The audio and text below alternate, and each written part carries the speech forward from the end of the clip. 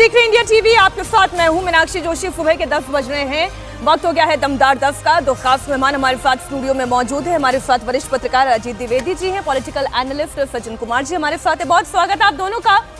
आज सबसे पहले बात राम मंदिर चढ़ावा चोरी मामले की ही। भक्तों की आस्था के साथ खिलवाड़ करने वाले सभी 8 आरोपियों को सलाखों के पीछे भेज दिया गया है।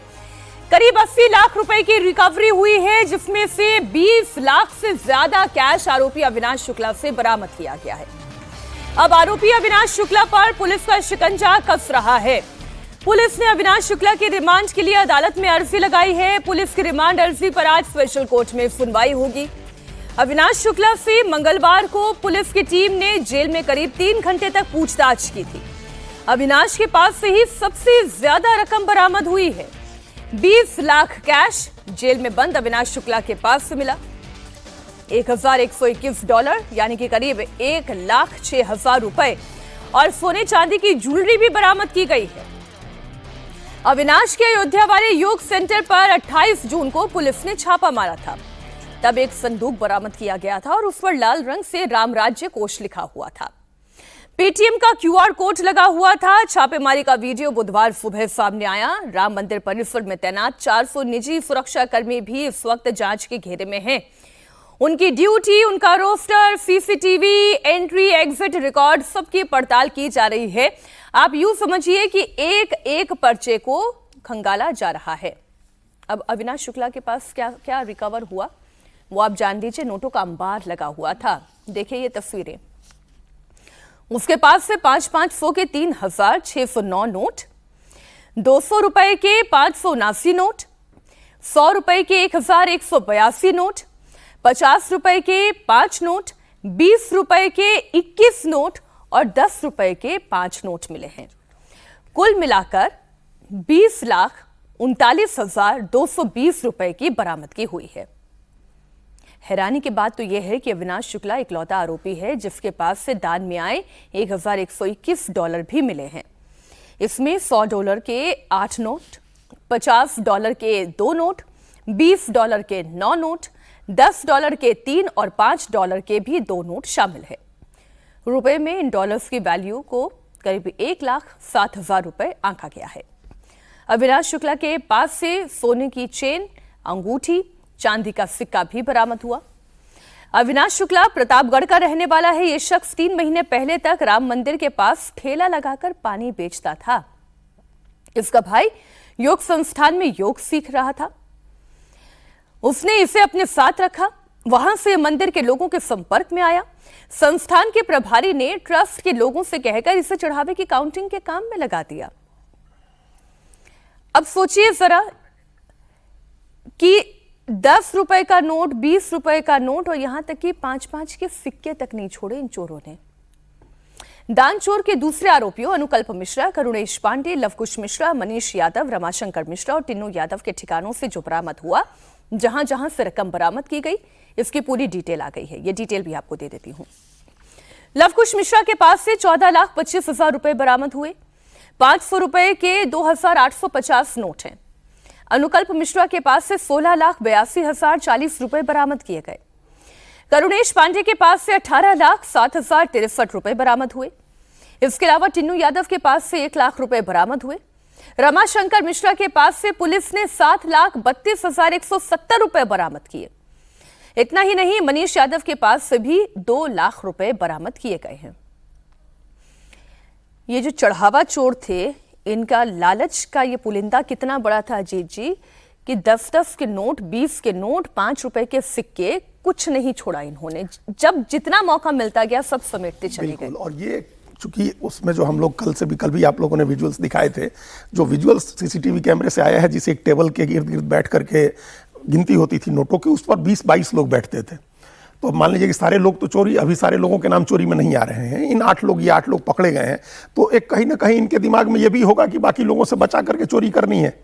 तो वो जो मिल रहा था सामने से, 500 के नोट मिल गए तो 500 के नोट जेब में भर लिए। 2 डबल जेब की शर्ट पहन के जाते थे लोग, पैंट की जेब में रखते थे लोग, जुराबों में रखते थे लोग, और कोई फ्रिस्किंग नहीं होती थी। और एक बार फ्रिस्किंग की कोशिश की गई तो उल्टे उन लोगों ने इसको अपने ईगो का इशू बना लिया और जाकर के शिकायत कर दी और कुछ धमकी भी दी होगी अपनी जिसके बाद फ्रिस्किंग रोक दी गई, कहा गया कि रैंडम कभी कभी ऐसे जांच की जाएगी। बल्कि जिस दिन फ्रिस्किंग की पहली कोशिश हुई थी उस दिन बाकी चोरों को अलर्ट भी कर दिया गया, चूंकि उनके सब लोग एक दूसरे को जानने वाले थे। जो फ्रिस्किंग का आदेश दे रहा है उसी के ये सब लोग हैं, तो इनसे कोई बात छिपी हुई नहीं थी। देखिए ये 8 लोग जो हैं, ये ऊपर के टॉप 3 लोग जिनके हम लोग नाम ले रहे हैं, उन्हीं तीनों के साथ जुड़े हुए हैं। चंपत राय, गोपाल राव और अनिल मिश्रा, ये तीनों लोग उन्हीं के लोग हैं। तो ये तीनों लोग ही तय करेंगे कि कब फ्रिस्किंग होनी है। जब चंपत राय को सूचना मिली और उन्होंने फ्रिस्किंग तय की तो चोरों को पता चल गया। उस दिन के सारे नोट बाथरूम में छुपाए गए, जो बाद में पता चले कि उस दिन के नोट बाथरूम में छुपाए गए। तो अब ये था कि चोरी में आप गिन रहे हैं, जब जो नोट आपके हाथ में आया, इस जेब में भरे, इस जेब में भरे, जुराबों में डाली, कुछ पैसे निकाले, जिसकी पार्टी की, समोसे मंगाए, रसगुल्ले मंगाए, अंधाधुंध खर्च किया उस रुपए को, और बाकी ले आकर के आपने घर में आपने गड्डी बनाई और बैंक्स में जमा की। तो ये जो चल रहा था, इन लोगों को किसी के मन में किसी तरह का कोई भय नहीं था। सिस्टम को लेकर के आपस के लोगों में हो सकता है कुछ हो, लेकिन सिस्टम को लेकर कोई भय नहीं था। इनकी हिम्मत खुल गई थी, बैंक में इन लोगों ने सेटिंग कर रखी थी और उस पैसे को ले जाकर के इन लोगों ने, अब देखिए टिन्नू यादव के यहाँ सिर्फ 1 लाख रुपए मिले हैं, जो इन 8 लोगों में किंग पिन माना जा रहा है, जो इन 8 लोगों में सबसे ज्यादा लाभान्वित हुआ है। अब आप इनके घरों की जांच कराइए। उस दिन जब छापा मारने गई थी पुलिस, तो अपने साथ जमीन के अधिकारियों, जो सीओ होते हैं, अंचल अधिकारी होते हैं, उनको लेकर के गए थे ताकि जमीन के दस्तावेजों की जांच हो। तो जमीनों की जांच हो, जो कंस्ट्रक्शन हुए हैं उनकी जांच हो, पैसे और कहीं बाहर भेजे गए हैं उसकी जांच हो। अभी इसका दायरा बहुत बढ़ेगा। अभी तो पहले आरोपी को रिमांड पर लिया जा रहा है, उससे और भी राज खुलेंगे, जिससे और लोग टिन्नू यादव को यह समझ में आ गया था, जैसी हमारी जानकारी है कि टिन्नू यादव को यह समझ में आ चुका था कि चंपत राय के रडार में अब हम सब आ चुके हैं, और जब हम सब आ चुके हैं तो कभी भी ये पोल खुल सकती है। और इसलिए टिन्नू यादव ने अखिलेश यादव के लिए खबरी का काम करना शुरू किया। जानकारी ये भी है हमारे पास। अयोध्या में राम मंदिर में चढ़ावा चोरी की जांच के दौरान बहुत सारे खुलासे हुए हैं। पुलिस की जांच में पता चला कि मंदिर में चढ़ावे की चोरी लंबे समय से हो रही थी, लेकिन एसआईटी को केवल 45 दिन का ही सीसीटीवी मिला। इसके आधार पर चोरों की पहचान की गई। अब पकड़े गए 8 आरोपियों से पूछताछ में जो नाम सामने आए हैं उसकी तस्दीक उनके बैंक अकाउंट से हो रही है। सभी आरोपियों ने चोरी की गई रकम को या तो बैंक में जमा किया या उससे प्रॉपर्टी खरीद ली। पुलिस सभी आरोपियों के बैंक डिटेल निकालकर उनसे सवाल जवाब कर रही है। इसमें भी हैरान करने वाली बात तो यह है कि आरोपी ये भी नहीं बता पा रहे हैं कि जो रकम उन्होंने अपने बैंक में जमा की वो उनके पास कहां से आई। पुलिस की अभी तक की जांच में यह पता लगा है कि पिछले साल महाकुंभ के दौरान अपार चढ़ावा आया, जिसके बाद चोरों ने मोटी रकम में हाथ साफ करना शुरू कर दिया। राम मंदिर चढ़ावा चोरी में एक और बड़ा खुलासा हुआ है। पुलिस जांच में पकड़े गए आरोपियों का वाराणसी कनेक्शन भी आया है। सूत्रों की माने तो एसबीआई अयोध्या की ब्रांच ने वाराणसी की एक एजेंसी के लोगों की डिमांड की थी। इसके बाद एजेंसी ने लोगों को हायर किया। एजेंसी ने 19 लोगों को हायर करके एसबीआई को दिया, जिन्हें एसबीआई ने राम मंदिर में चढ़ावे की गिनती में लगा दिया। बताया जा रहा है कि ये सभी अनिल मिश्रा और टिन्नू यादव के करीबी थे। राम मंदिर चढ़ावा चोरी को लेकर लगातार हो रहे खुलासों में एक और खुलासा। राम मंदिर की ये चढ़ावा चोर इतने लालची हो गए थे, रातों रात करोड़पति बनने की भूख इनके अंदर इतनी सवार थी कि महीने का टारगेट पूरा करना, किसका बहुत ज्यादा पावरफुल है, किसकी ज्यादा चलती है, चोरों की उसी आपसी लड़ाई की वजह से खबर बाहर आई है। सबसे पहले एक चोर ने ही चोरी के बाद चंपत राय को बता दी। चंपत राय ने उसी दिन फ्रिस्किंग करवाने का फैसला किया, लेकिन जिसे फ्रिस्किंग की बात बताई वो भी चोर निकला। उसने ये बात सबको अंदर बता दी। चोरी उस दिन भी हुई, लेकिन चोरों ने पैसे उस दिन जेब और जुराब में ना रख के बाथरूम में छिपा दिए। फ्रिस्किंग में सब बच गए, लेकिन बाथरूम से पैसे रिकवर हो गए। सफाई कर्मचारियों ने आकर चंपत राय को बता दिया। यह पहली बार था जब चंपत राय का माथा ठनका और खबर नागपुर और पुणे तक दी गई। चुपचाप सीसीटीवी फुटेज की जांच होनी शुरू हुई। चोर नोट भरते हुए देखे गए, लेकिन एक गड़बड़ थी, क्योंकि टिन्नू यादव सब जानता था। चंपत ने रेड और टिन्नू को लगा, जब रेड हुई तो टिन्नू को यह लगा कि उसका भेद खुलने वाला है। टिन्नू ने ही फिर यह खबर समाजवादी पार्टी के नेताओं तक पहुंचा दी। तो बात यह है कि पाप का घड़ा इतना भर चुका था टिन्नू यादव और उसके सभी चोरों का कि एक ना एक दिन तो यह फूटना था।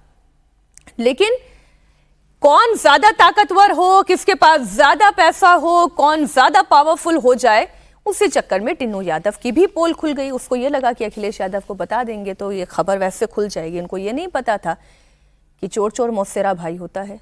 सब खुलेगा?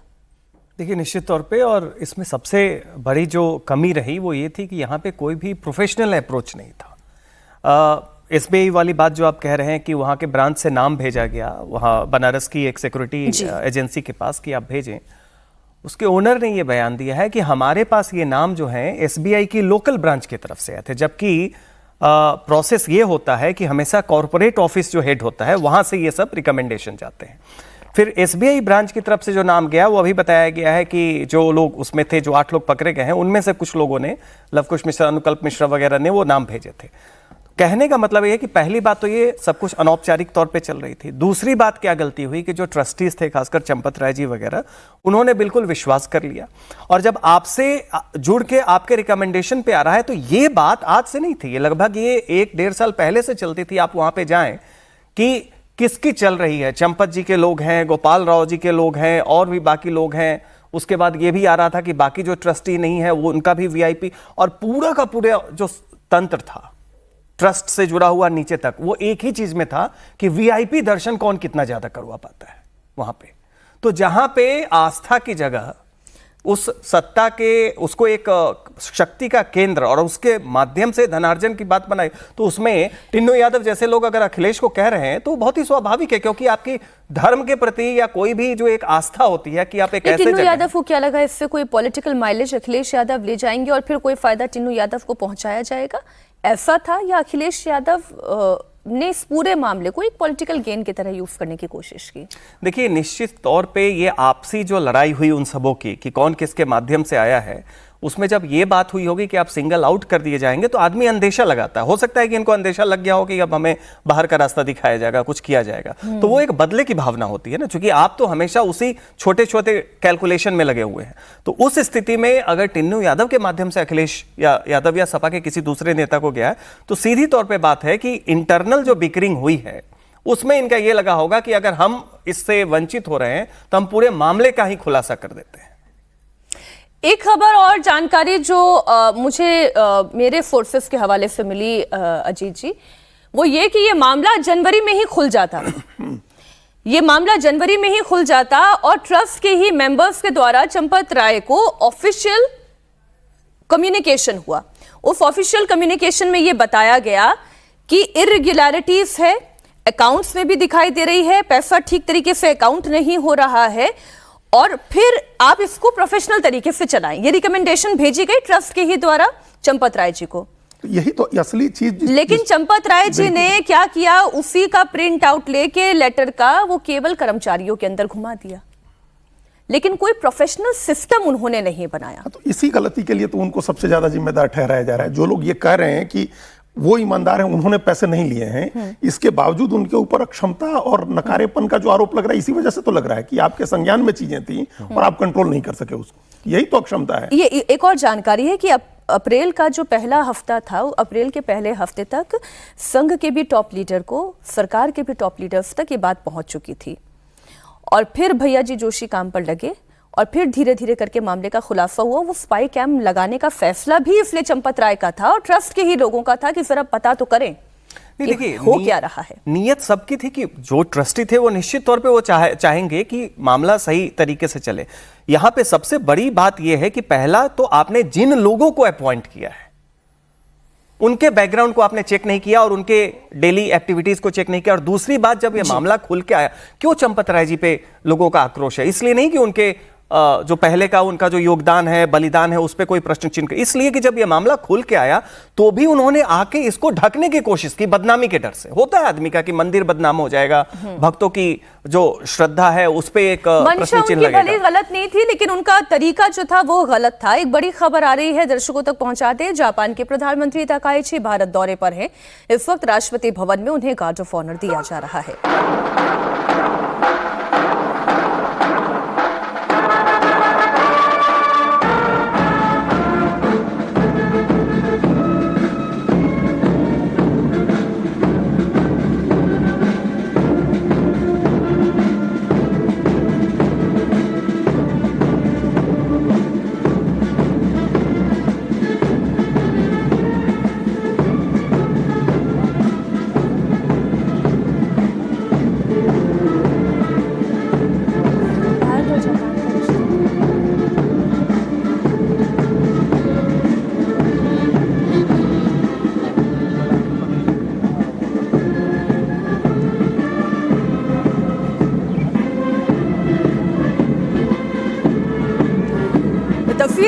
आप दिल्ली से देख रहे हैं। जापान की प्रधानमंत्री तकाइची इस वक्त भारत दौरे पर हैं। प्रधानमंत्री नरेंद्र मोदी के साथ वो मंच साझा करते हुए आपको दिखाई दे रही हैं। इस वक्त तकाइची को, जापान की प्रधानमंत्री को गार्ड ऑफ ऑनर दिया जा रहा है। और आप धुन पर अगर गौर करेंगे, बहुत सोच समझ के ये धुन बजाई गई है। कदम कदम बढ़ाए जा, खुशी के गीत गाए जा, सुभाष चंद्र बोस का नारा। बिल्कुल बिल्कुल नहीं, उनके साथ एक आज़ादी के पहले से एक कनेक्शन है भारत का जापान के साथ। नेताजी सुभाष चंद्र बोस का कनेक्शन था और आज़ादी के बाद भी जापान के साथ भारत के जो संबंध विकसित हुए हैं वो बहुत ही रिमार्केबल है।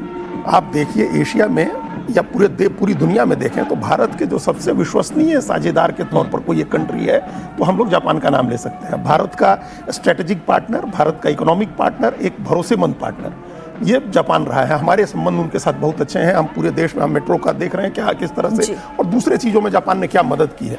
और दूसरी जो अभी आप जो हम लोग ऊपर उसमें हम लोग लगा रहे हैं, इंडिया टीवी जो दिखा रहा है कि चीन की टेंशन बढ़ेगी, ये सबसे इम्पोर्टेंट बात है जापान की प्रधानमंत्री सनाए तकाइची की भारत यात्रा में।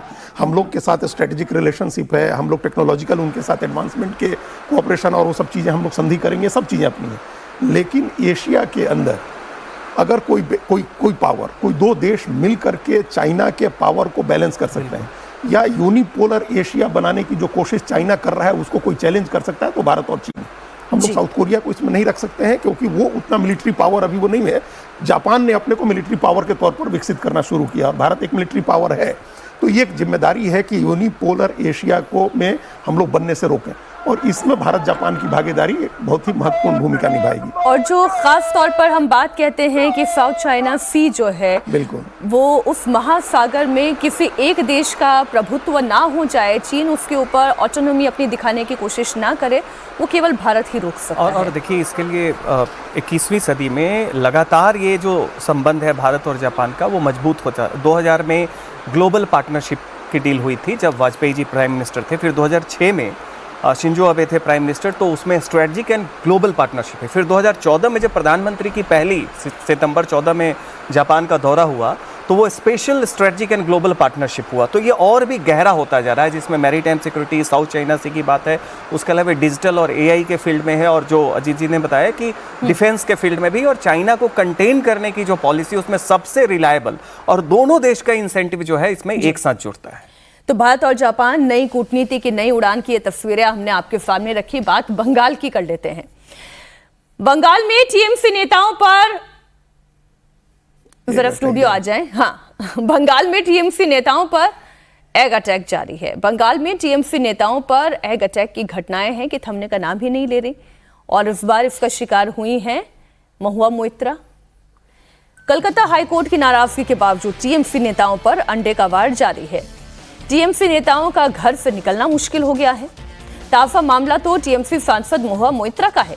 नादिया में कल टीएमसी सांसद महुआ मोइत्रा पर अंडे फेंके गए। जिस वक्त ये घटना हुई उस वक्त महुआ मोइत्रा पार्टी ऑफिस में कार्यकर्ताओं के साथ मीटिंग कर रही थी।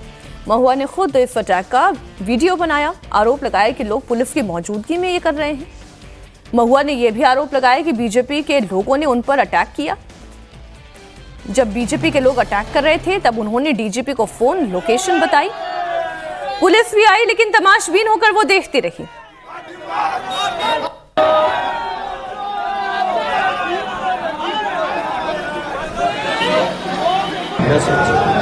দেখুন how I have been hit through the window and just see the সবাই কিরকম ভাবে এরা ফেলছে। পুলিশ জাস্ট দাঁড়িয়ে, জাস্ট দেখুন এদের, দেখুন পুলিশ জাস্ট দাঁড়িয়ে আছে, দেখতে পাচ্ছেন আপনারা সবাই। পুলিশ ইজ জাস্ট ওয়াচিং, দেখতে পাচ্ছেন? Do you see it coming? ভাঙু ভাঙু, just see them, you can see them all hitting। Mahua Moitra से पहले अभिषेक बनर्जी पर भी तो अंडे फेंके गए थे, जिसके बाद मामला कलकत्ता हाईकोर्ट पहुंचा था। हाईकोर्ट ने इस मामले में बंगाल पुलिस को फटकार भी लगाई थी। हाईकोर्ट ने कहा कि आरोपियों की सुरक्षा की जिम्मेदारी पुलिस की है, ऐसे में अंडा फेंकने वालों पर कार्रवाई हो। उधर टीएमसी आरोप लगा रही है कि बीजेपी के लोग ऐसी हरकत कर रहे हैं, इसलिए पुलिस मूक दर्शक है। पश्चिम बंगाल का लॉ एंड ऑर्डर प्रॉब्लम क्या है? एमपी घुसने नहीं सकता है। कल हाईकोर्ट का ऑर्डर भी हुआ, उस ऑर्डर के बाद भी पुलिस कुछ नहीं सुनता है।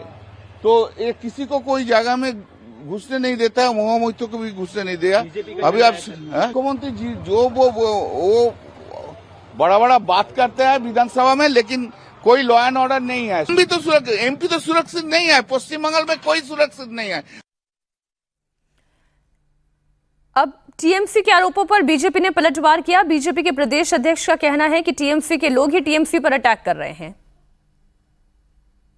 अंडा फेंकना बंद होना चाहिए और इसमें तृणमूल का जो नेता छुप कर घर में बैठे उसको मैदान पे उतरना चाहिए।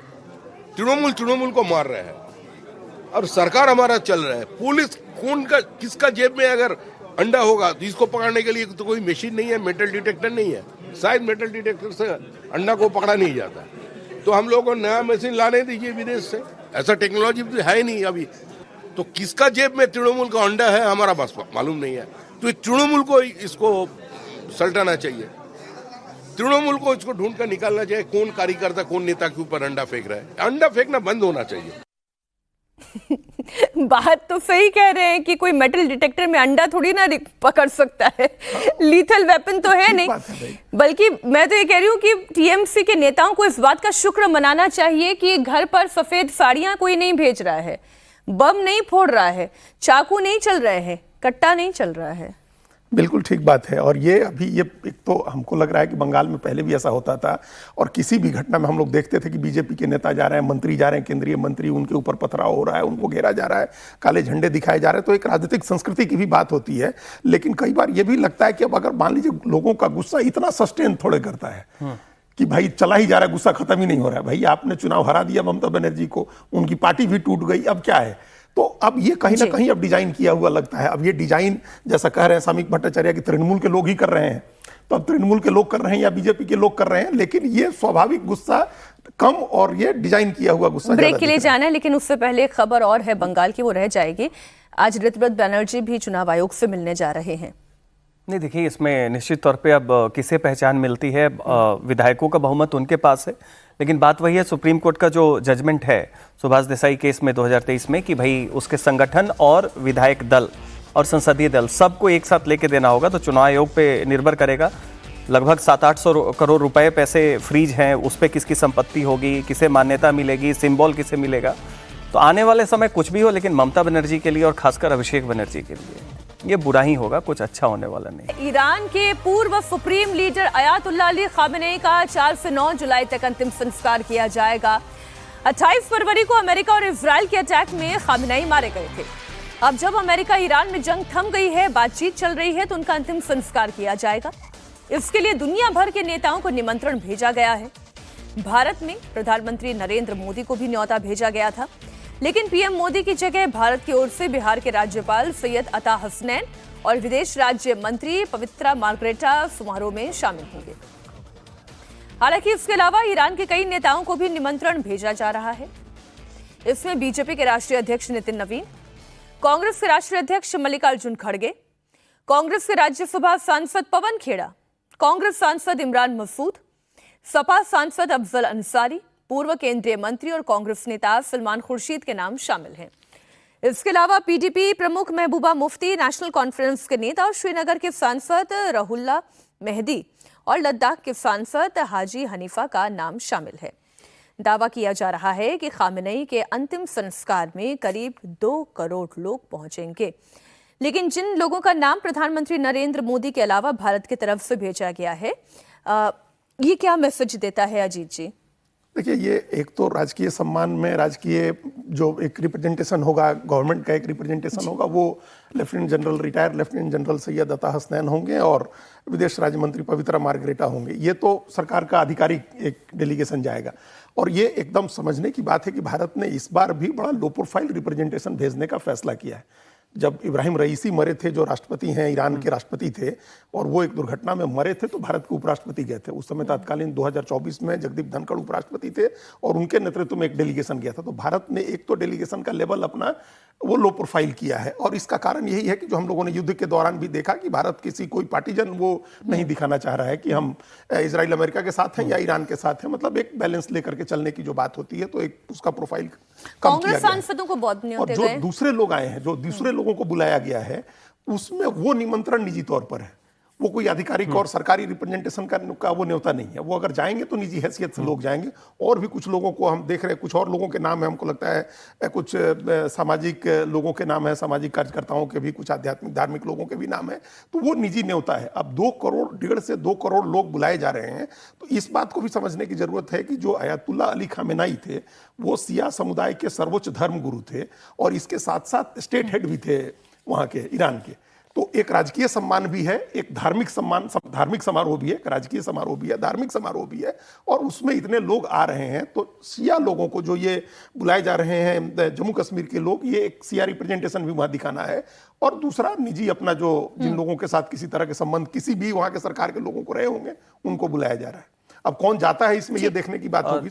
और इसमें देखिए जो लेफ्टिनेंट जनरल ये हसनैन हैं, बिहार के जो राज्यपाल हैं, वो खुद भी शिया समुदाय से आते हैं, तो एक वो भी एक संकेत है। और दूसरा जो ये खमनेई थे, उनका जो हो रहा है, उनका भारत से भी एक एंसेस्ट्री जुड़ा हुआ है, तो वो भी है। इसलिए एक शिया लो प्रोफाइल है, लेकिन जो गवर्नर है वो शिया समुदाय से आते हैं, ये भी एक ध्यान रखा गया है इसमें। नहीं, महबूबा मुफ्ती, इमरान हुसैन, अफजाल अंसारी, जितने नाम हो सकते थे विपक्ष के नेताओं के, उन्हें भी बुलाया गया है, लेकिन आधिकारिक तौर पे नहीं, जैसा नहीं, उन्हें भी बुलाया गया। वो जब 79 में ईरान का इस्लामिक रेवोल्यूशन हुआ, तब से चाहे आप शिया हो या सुन्नी हो, वो झगड़ा है। लेकिन ईरान हमेशा से एक, वो कहते हैं ना कि एक मुस्लिम सेंटीमेंट की ग्लोबल जो इस्लामिक एक सेंटीमेंट होता है, उसको दर्शाता है। और उस तौर पे देखिए कि जितने भी लोग जा रहे हैं, और अभी भी जब ईरान और अमेरिका की वार्ता चल रही थी, हमने कई जगह उस समय चुनाव वगैरह का भी माहौल था बंगाल में, तो हमने कई बार देखा कि जो मुस्लिम लोग हैं वो काफी उस तौर पे दे रहे थे कि एक ताकत है जो अमेरिका को रेसिस्ट कर रही है।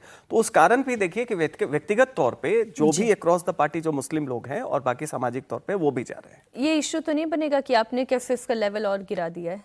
विपक्ष बना सकता है? अजीत जी।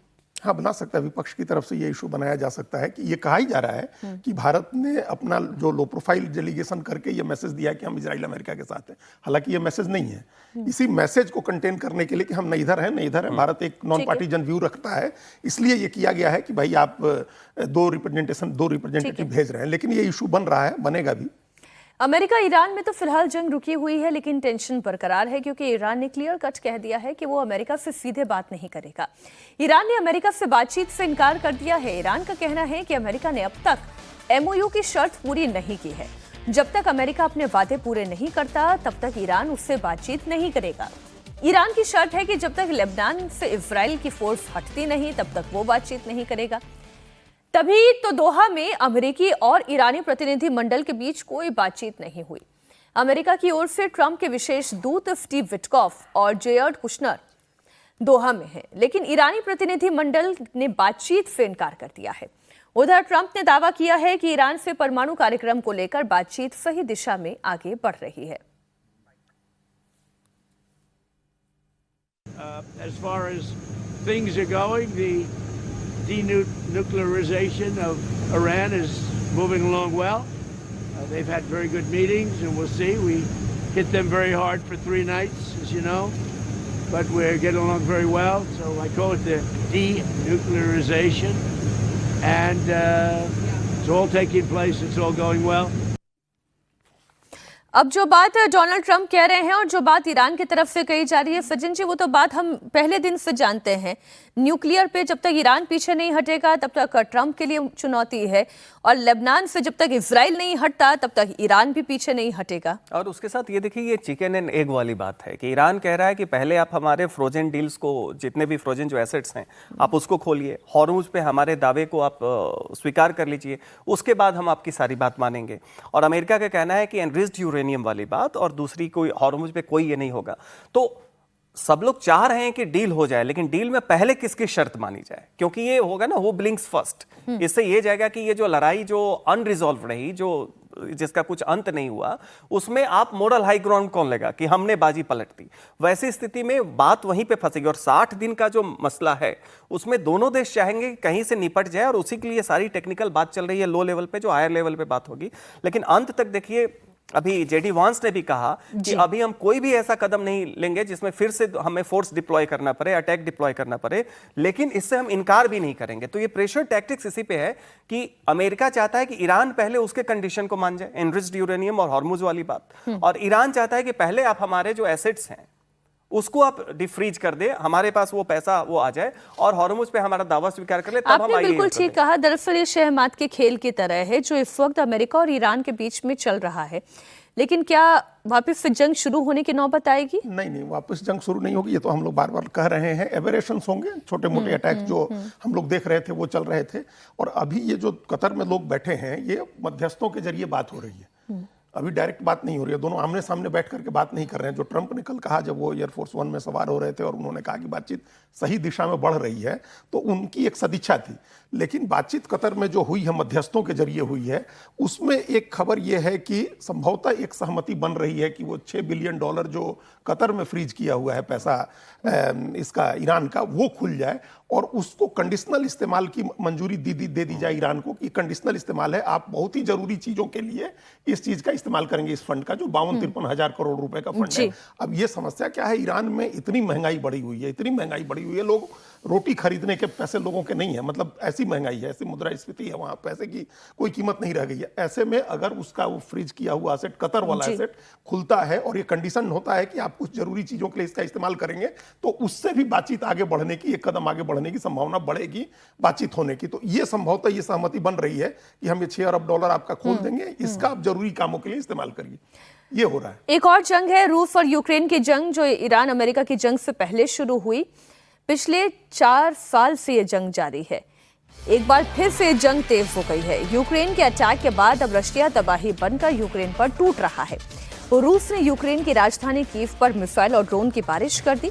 पूरी रात कीव में सायरन बजते रहे, लोग दहशत के साए में जीते रहे। रूस के हमले में एक 9 मंजिला इमारत ढह गई। बताया जा रहा है कि कल हुए ताज़ा हमले में 8 लोगों की मौत हो गई, जबकि 39 लोग घायल बताए जा रहे हैं। ईरान और अमेरिका में ब्रेक थ्रू पॉइंट्स क्या हो सकते हैं सचिन जी, ये तो हमें पता है कम से कम, लेकिन रूस और यूक्रेन में वो पॉइंट्स क्या हो सकते हैं? 4 साल से एक जंग जारी है, जो अभी इस जंग की वजह से थोड़ी मेलो डाउन हुई थी, एक बार फिर से ये भी तेज हो गई है। और देखिए एक स्टेलमेट आ गया है, क्योंकि अब यूक्रेन भी मॉस्को तक में अटैक करना शुरू कर दिया। उसमें सफलता मिल रही, खासकर उसने जो ड्रोन और मिसाइल टेक्नोलॉजी को इंटीग्रेट करके, चूंकि उसे काफी हेल्प मिल रहा है और डोमेस्टिकली भी उसे प्रोड्यूस किया जा रहा है। उसके तहत देखिए वो क्या कर रहा है कि रूस के एनर्जी और सिक्योरिटी, जितनी भी एनर्जी से, उस पर अटैक इसलिए कर रहा है ताकि रूस का जो फायदा बीच में ईरान क्राइसिस के कारण मिल रहा था, वॉर के कारण, एक तो वो हो जाए और उसका जो असर है वो डोमेस्टिक ऑडियंस को भी दिखे। और वैसी स्थिति में यूक्रेन के पीछे पूरा का पूरा यूरोपियन यूनियन है, बड़े देश है, और यूएस का भी लोग ये सोच रहे हैं कि यूएस भी अब धीरे धीरे सपोर्ट करेगा ताकि रशिया जो है टॉकिंग टर्म्स पे आ जाए। लेकिन रशिया भी मान नहीं रहा है। बात है कि बातचीत हो, लेकिन बातचीत किसकी शर्त पे हो, बात वही है। वैसी स्थिति में दोनों तरफ से ये है कि आप दूसरे को कहीं ना कहीं पुशबैक करें कि जब बातचीत हो तो लेवरेज आप करें। मैं वही बात करना चाहती कि वो पॉइंट्स क्या हैं? देखिए, वो शर्तें बहुत खराब हैं और ये शर्तें जो है सिर्फ रूस की नहीं है। जब ट्रंप की सहमति से भी जो शर्तें रखी गई हैं यूक्रेन के सामने, यूक्रेन के लिए बहुत ह्यूमिलिएटिंग है कि आप उस शर्त को एक्सेप्ट करें कि आप अपना मिलिट्री पावर को घटाएं, आप मिसाइल और ड्रोन्स नहीं बनाएंगे, ये आप करें, और आप वो अलास्का मीट में जो बातें हुई थी, उसी समय टेरिटरी को सील करें। हाँ, छोड़ें आप जो है पूर्वी यूक्रेन का जो इलाका है, खास करके डोनेट्स्क और लुहांस्क का इलाका है, उसको आप छोड़ें, जिस पर पुतिन का दावा है कि रशियन स्पीकिंग लोगों का यहाँ है और ये इस पर हमारा दावा बनता है, आप उसको छोड़ें। तो ये जो चाइना हमारे साथ कर रहा है कि जो उसको बोलते हैं स्लाइसिंग वाला जो थ्योरी है, वो स्लाइसिंग जो है, एक तरह से क्रीमिया को कब्जा कर दिया 2014 में अटैक करके रूस ने। अब वो कह रहा है कि आप डोनेट्स्क छोड़ दीजिए, लुहांस्क छोड़ दीजिए, ईस्टर्न बॉर्डर छोड़ते जाइए। तो ये तो वही स्थिति होगी ना, जिस तरह आप एक डालते जाइए टुकड़े, सामने छोड़ते जाइए अपना हिस्सा, तो वो थोड़ा मान जाएगा। तो यूक्रेन नहीं एक्सेप्ट कर सकता, उसके लिए बहुत जो ह्यूमिलिएटिंग है, तो इसलिए टॉकिंग टर्म्स पर नहीं लेकिन ये भी तो ऐतिहासिक है ना, ह्यूमिलिएटिंग रशिया के लिए भी बनाया गया था। यही नाटो फोर्सेस है, यही अमेरिका है, ये पुराने ह्यूमिलिएशन का बदला ले रहा है। ये वर्ल्ड, आप जब अगर पीछे जाइएगा हिस्ट्री में, तो यही तो हुआ था। और जब चैम्बरलिन ने समझौता किया था मुसोलिनी के कहने पर हिटलर से जा करके, तो वहां चर्चिल ने यही तो कहा था कि आप अगर भूखे भेड़िए के सामने सोचते हैं कि आप मांस का एक टुकड़ा फेंक देंगे और उसको आप शांत कर देंगे, तो नहीं कर सकते हैं। उस समय भी यही हुआ था कि भाई आप जर्मन स्पीकिंग इलाका आप छोड़ दें अगर, तो वो मान जाएगा, तो नहीं मानेगा। वैसे ये छोड़ दें रशियन स्पीकिंग इलाका तो मान जाएगा रूस थोड़े। ठीक वैसे ही अगर आप सियासी दलों की बात करें और फिर ये कहें कि आप अपना सांसद छोड़ दो, अपना विधायक छोड़ दो, तो क्या वो मान जाएगा? लेकिन जिससे जहां जाना होता है वो जाके ही रहता है। खबर महाराष्ट्र की ही राजनीति की है। शरद पवार ने अपनी पार्टी के कांग्रेस में विलय के दावे को खारिज किया है। कांग्रेस के वरिष्ठ नेता विजय वडेट्टीवार ने दावा किया था कि शरद गुट के एनसीपी का जल्द पार्टी में विलय होगा। कांग्रेस नेता ने कहा था कि इसके लिए दिल्ली में हाईकमान के साथ नेताओं की बैठक चल रही है, लेकिन अब शरद पवार ने उन सभी अटकलों को खारिज कर दिया है। शरद पवार ने कहा है कि ना ही हमारी पार्टी में कोई टूट होने जा रही है और ना ही कांग्रेस में कोई विलय होगा। तो विलय वाली कोई संभावना नहीं है। संजय राउत भी एनसीपी को लगातार कहते रहे, लेकिन अजय जी, शरद पवार ने इन सारे बादलों को छांट दिया है। वो नहीं, अभी शरद पवार के साथ अब वो कैच 22 सिचुएशन है। उनके पास तीनों ऑप्शन है। विलय हो जाए उनकी पार्टी का, अपने भतीजे अब जो सुनेत्रा पवार की पार्टी के साथ विलय हो जाए और वो एनडीए के साथ रहें, क्योंकि सुनेत्रा पवार तो छोड़ेंगी नहीं उप मुख्यमंत्री की कुर्सी और पावर उनके पास है। फिर ये हो सकता है कि आप सरेंडर कर दे तमाम इंटरेस्ट को। अब शरद पवार की उम्र भी हो गई है। सुप्रिया सुले दिल्ली की राजनीति करें, बारामती पर कंट्रोल बना रहे और प्रदेश की राजनीति सुनेत्रा पवार करें, एक ऑप्शन है। दूसरा ऑप्शन है कि आप इंडिपेंडेंट अपनी पार्टी बनाए रखिए। तीसरा ऑप्शन है कि आप कांग्रेस के साथ विलय कर लीजिए। कांग्रेस के साथ विलय करने का कोई इंसेंटिव अभी उनके सामने नहीं है, ना उनकी बेटी के सामने। इंडिपेंडेंट बने रहेंगे तो इंसेंटिव है। वो क्या इंसेंटिव है? वो ये है कि आप मराठा प्लस मुस्लिम की जो पॉलिटिक्स पश्चिमी महाराष्ट्र में मराठवाड़ा में करते हैं वो आपकी सर्वाइव कर जाएगी। और अगर उस सुनेत्रा पवार के साथ जाते हैं तो ये पूरा परिवार एकजुट होकर के आगे फिर मराठा पॉलिटिक्स पर कंट्रोल करने की कोशिश करेगा, जो एकनाथ शिंदे जिस पर कब्जा करने जा रहे हैं। तो अगर उनके सामने इन तीन विकल्पों में से चुनना होगा तो पहला है कि वो अकेले इंडिपेंडेंट चलते रहें, दूसरा होगा कि सुनेत्रा पवार के साथ जाएं और आखिरी विकल्प होगा कि कांग्रेस में मर्ज करें। और देखिए, वैसे भी जो एनसीपी है उसका अपना जो अधिकार क्षेत्र है वो पश्चिमी महाराष्ट्र, जो पुणे से लेके आप सतारा वाला रीजन है, थोड़ा बहुत कोंकण है और मराठवाड़ा जो है ये है। कांग्रेस का जो पुराना आधार था अब नहीं बचा, वो विदर्भ का क्षेत्र है। तो वैसे भी ये नहीं है कि 1+1 11 या 2 होने वाला है, वो स्थिति ही नहीं है। दूसरी बात, विजय वडेट्टीवार कर रहे हैं खुद, तो ये देवेंद्र फडणवीस के संपर्क में रहते हैं, ये इनके ऊपर कोई भरोसा नहीं कब कहां चले जाए। तो उस स्थिति में शरद पवार के पर्सपेक्टिव से जैसा संपर्क में रहते हैं, इसलिए तो ये बात कह रहे हैं। जैसे कि देखिए, आजकल ये हो गया है ना कि विपक्ष अब असम में हर कांग्रेसी को लगता है कि उसको छोड़ के बाकी सारे कांग्रेसी हिमंता बिश्वा शर्मा जी के संपर्क में रहते हैं। वही हाल आप देखेंगे विदर्भ क्षेत्र के जितने कांग्रेसी हैं उसके बारे में सब लोग कहेंगे कि ये तो देवेंद्र जी के संपर्क में है। तो ये कहना मुश्किल है। और शरद पवार कुछ भी हैं, अभी हाशिए पे अभी वो जा रहे हैं, लेकिन उनका एक सामाजिक आधार है, जैसे इन्होंने बताया कि मराठा है, मुस्लिम है, और चूंकि बीजेपी विरोध में वहां पे एक दलित समाज भी है, खासकर जो महार जो अपने आप को नव बुद्धिस्ट कहते हैं। उस स्थिति में कहीं से भी वो अगर इंडिपेंडेंट रहते हैं तो वो बीजेपी के साथ अलायंस में जाए, बीजेपी के साथ, या आगे के तौर पे मराठा राजनीति को आगे बढ़ाने के लिए किसी को नियुक्त करें।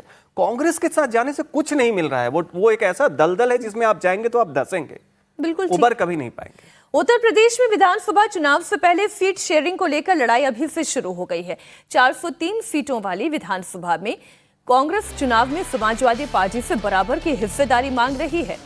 उत्तर प्रदेश कांग्रेस के प्रभारी बनाए गए राजेंद्र पाल गौतम पहली बार लखनऊ पहुंचे, जहां राजेंद्र पाल गौतम ने कहा कि कांग्रेस बड़ी पार्टी है, राज्य में विधानसभा का चुनाव हम बराबरी के साथ लड़ेंगे, बीजेपी को हराएंगे। बड़ा दल तो कांग्रेस है, कांग्रेस राष्ट्रीय पार्टी है, कांग्रेस ने आजादी का आंदोलन लड़ा और समाजवादी पार्टी कांग्रेस पार्टी दोनों इंडिया गठबंधन के मजबूत स्तंभ है। दोनों भाई हैं, मिलकर बराबर सम्मान के साथ और बराबरी के साथ हम इस लड़ाई को लड़ेंगे और जीतेंगे। कॉन्फिडेंस बहुत ताकतवर होता है, लेकिन ओवर कॉन्फिडेंस उतना ही खतरनाक होता है। इसलिए समाजवादी पार्टी प्रमुख अखिलेश यादव ने जवाब दिया।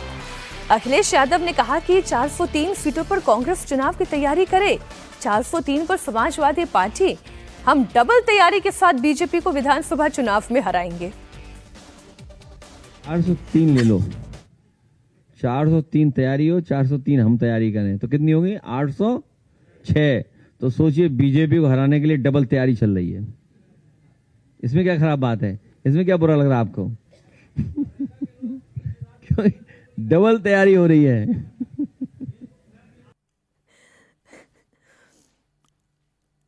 अखिलेश यादव ने बहुत शानदार तंज कसा है। ये पॉलिटिशियन को इस तरह से ह्यूमरस होना चाहिए है, आप इशू को डिफ्लेक्ट करने का आप में आपके अंदर एक सलाहियत होनी चाहिए। कांग्रेस इस ओवर कॉन्फिडेंस में कैसे जी रही है? उस पर भी आते हैं। अभी एक आपको बताएं, इस तरह का इशू हम लोग कई बार पहले भी हम लोग चर्चा करते रहते हैं। जब पार्लियामेंट में अटल बिहारी वाजपेयी प्राइम मिनिस्टर थे और वो निकले और ममता बनर्जी का मुद्दा उस समय अटका हुआ था तृणमूल कांग्रेस का बीजेपी के साथ, तो सब पत्रकारों ने पूछा कि ममता बनर्जी का मुद्दा लटका हुआ है, तो अटल बिहारी वाजपेयी थोड़ी देर चुप रहे और उन्होंने ऊपर देखते हुए कहा कहाँ लटका हुआ है। तो फिर सब लोग हंसने लगे और बात खत्म होगी, चले गए। तो ये देखिए, मुद्दा ये था कि कांग्रेस बराबरी की सीटें मांग रही है, बिल्कुल ज्यादा सीटों की दावेदारी कर रही है। उसको घुमाया अखिलेश यादव ने ये कहा कि भाई ये तो डबल तैयारी हो रही है, तो वो तो उनकी अपनी बात है। लेकिन 406 सीटों की 806 सीटों की तैयारी है। 806 हाँ। कांग्रेस की तैयारी ये है, देखिए राजेंद्र पाल गौतम तो अभी कांग्रेस का इतिहास याद आ रहा है, और अभी आम आदमी पार्टी से दिल्ली में नेता थे, आम आदमी पार्टी के नेता थे और कांग्रेस से लड़ रहे थे। जब आम आदमी पार्टी से निकले तो कांग्रेस में गए हैं और अब कांग्रेस की महानता याद आ रही है उनको। ये भी एक विरोधाभास है, ये भी एक पैराडॉक्स है। उन्होंने कहा कांग्रेस असल में तैयारी कर रही है 403 सीट की। उसने पार्टी ने तय किया कि हम 2000 या 2200 लोगों के नाम मंगाएंगे, संभावित नाम, हर कॉन्स्टिट्यूएंसी से 3-3, 4-4, 5-5 नाम मंगाएंगे, उसमें से हम छांटेंगे हमारा कौन अच्छा। तो ये प्रेशर टैक्टिक्स है समाजवादी पार्टी। सर, उत्तर प्रदेश में कांग्रेस का संगठन कितना मजबूत है? सवाल तो ये है नहीं, ना संगठन है ना कोई विधायक दल है। 2 तो विधायक हैं इनके, 6 एमपी बन गए। चूंकि पिछली बार का ऐसा माहौल था, समाजवादी पार्टी के साथ आप मिलकर के चुनाव लड़े, तो उसके नाते 100 सीट की दावेदारी कांग्रेस की है। उस 100 में कांग्रेस 75-80 सीट पर भी मान जाए। अखिलेश यादव ने कहा कि हर लोकसभा सीट में 1 सीट विधानसभा की आपको देंगे, तो 80 सीट मिल जाए। असली लड़ाई इन लोगों की होगी क्वालिटी सीट की, जहां हम चुनाव जीत सकते हैं। अखिलेश यादव अपने गढ़ में भी कांग्रेस को सीट दें, इसके लिए दबाव की राजनीति हो रही है। देखिए, कांग्रेस के साथ ये है कि हमेशा वो 2 माइंड में रहती है। या तो आप ये तय कर ले कि क्षेत्रीय पार्टियों से हमें कोई मतलब नहीं है, तो जो अखिलेश ने कहा कि 403 की तैयारी कर लीजिए ना, कि आपके पास उतने विधायक हैं लड़ने के लिए, क्वालिटी विधायक की बात है। और या तो अगर वो इंडिया अलायंस की बात करती है, तो यह मानना पड़ेगा कि विधानसभा चुनाव में जहां आप कमजोर हैं वहां आप जूनियर पार्टनर बनकर रहें, और लोकसभा में आप कहें कि आपको थोड़ा ज्यादा सीट दिया जाए। ये यहां पे दिक्कत यह है कि पहले से आप दावेदार, और अभी तक का ट्रैक रिकॉर्ड क्या रहा बिहार और उत्तर प्रदेश में, जहां जाने के बाद कांग्रेस की सत्ता डूबी है, कि जितने सीट आप ज्यादा कांग्रेस को देते हैं उतनी ही संभावना बीजेपी के जीतने की बढ़ती है। क्योंकि एक तो वहां पे ऐसे ऐसे विधायक आते हैं, क्योंकि कांग्रेस में विधायक के लिए भी आपको पता नहीं, बिहार में जो डीके शिव कुमार है उनके रिकमेंडेशन पे वैशाली में 1 सीट मिल जा रहा है, कहीं पे कुछ हो जा रहा है। तो कांग्रेस में आला कमान का बिहार में क्या काम? कहने का मतलब है कांग्रेस में कहां से गुरिल्ला वार चलता है, आला कमान कितने हैं, किसका कहां से सोर्स होता है। तो जब वो सीट मिल भी जाती है तो वैसे में विधायक कौन होगा, इसके लिए आप मान के चलिए बिल्कुल वो हाई लेवल डिसीजन होता है, और हाई लेवल डिसीजन में कोई तय नहीं होता। वैसी स्थिति में अखिलेश की चिंता क्या होगी कि ऑलरेडी वहां पे योगी हैं, बीजेपी है, राशन शासन सब कुछ है, वो घेरने की कोशिश राम मंदिर के इसमें कर रहे हैं बैकग्राउंड में। अगर कांग्रेस को आप ज्यादा सीट देंगे तो ये भी तय नहीं है कि बीजेपी क्या करती है, जब अपने सहयोगी दलों को कुछ ज्यादा सीट देती है उनके ईगो के लिए, तय करवाती है कि विधायक कौन लड़ेगा। ठीक है, यहां तो उल्टी बात है। तो कांग्रेस को यह तय करना चाहिए कि आपकी स्थिति नहीं है राष्ट्रीय पार्टी वाली दावा करने की, प्रवक्ता की तरह बात ना करें, एक वहां के संगठन के जिम्मेदार व्यक्ति की तरह। बिल्कुल ठीक बात। देखिए, लोकसभा चुनाव में भी सारी स्थितियां अनुकूल थी मीनाक्षी जी, तब भी 17 सीट लड़के कांग्रेस 6 जीती और 63 सीट लड़के अखिलेश यादव की पार्टी 37 जीती। बिल्कुल ठीक। वही 50% से ज्यादा उनका स्ट्राइक रेट 60% से ज्यादा था और कांग्रेस का स्ट्राइक रेट 33% था। तो आप बड़ी पार्टी हैं, इस नाते आप थोड़े ज्यादा सीटों की बात। इसलिए अखिलेश यादव ने जो बोला कांग्रेस पार्टी के लिए बहुत अच्छा बोला। सोशल मीडिया प्लेटफॉर्म व्हाट्सएप पर एक नया फीचर आया है, इसमें यूजर नेम के जरिए भी चैट हो सकती है। व्हाट्सएप के इस नए यूजर नेम फीचर पर फिलहाल केंद्र सरकार ने रोक लगा दी।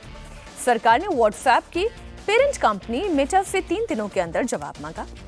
सरकार को आशंका है कि इस फीचर का इस्तेमाल फर्जी पहचान बनाकर ऑनलाइन ठगी, फिशिंग, डिजिटल अरेस्ट जैसे साइबर अपराधों में हो सकता है। मेटा ने स्पष्ट किया कि यूजर नेम फीचर अभी लाइव नहीं हुआ है और इसे इसी साल के आखिर में चरणबद्ध तरीके से लॉन्च किया जाएगा। साथ ही व्हाट्सएप ने यह भी क्लियर किया कि यूजर नेम फीचर आने के बाद भी प्लेटफॉर्म इस्तेमाल करने के लिए फोन नंबर अनिवार्य रहेगा। इतना ही नहीं, मेटा का कहना है कि यूजर नेम फीचर में धोखाधड़ी और फर्जीवाड़े को रोकने के लिए कई सुरक्षा उपाय जोड़े गए हैं। इसको थोड़ा सा समझा दें कि ये डिजिटल अरेस्ट, साइबर अपराध कैसे बढ़ सकता है ये यूजर नेम फीचर से। नहीं, देखिए यूजर नेम फीचर में क्या है कि वो कह रहे हैं कि आप वो प्राइवेसी के पीछे इसको जस्टिफाई कर रहे हैं कि आपकी प्राइवेसी होगी, आपका नंबर नहीं रहेगा, आपके केवल जो यूजर नेम होगा उससे आप किसी से संपर्क कर सकते हैं, फोन कॉल भी कर सकते हैं, और जिसको आप करेंगे उसे आपका नंबर नहीं देगा। लेकिन इसमें चिंता की बात क्या है कि जो हमने ट्विटर या फेसबुक या बाकी सोशल मीडिया पे देखा कि यूजर नेम में इम्पर्सनिफिकेशन हो सकता है कि कोई मान लीजिए आप ही के नाम से उसमें आगे कुछ जोड़ दे, पीछे कुछ जोड़ दे। वैसी स्थिति में इसमें जालसाजी की बात हो जाएगी। वैसी स्थिति में ये हो सकता है कि जो सरकारी एजेंसियों के नाम का ये हो जाए, उस तरीके से कोई एक नाम उससे मिलता जुलता बन जाए। तो अभी तक क्या है कि कोई भी कॉल करता है, कोई भी संपर्क करता है, तो आप उसके नंबर से आइडेंटिफाई कर सकते हैं कि इस नंबर से है। यूजर नेम में आम उपभोक्ताओं के लिए इस बात की चिंता, और इसलिए भारत सरकार ने भी इसको गंभीरता से लिया है कि जब आप यूजर नेम के बेसिस पे करेंगे तो कोई इम्पर्सोनेट कर रहा है कि मेरे नाम से 3 और नाम बने हुए हैं, आपके नाम से 3, उसी तरह भारत सरकार के नाम से संबंधित पुलिस अधिकारियों के नाम से या उनके सेल के नाम से बना हुआ है, तो इसका दुरुपयोग हो सकता है। ऐसे फीचर्स बनते ही क्यों हैं? किसी को किसी से बात करनी है तो यूजर ने, कमाल की बात है, अपने आप को छुपाने की जरूरत क्या है?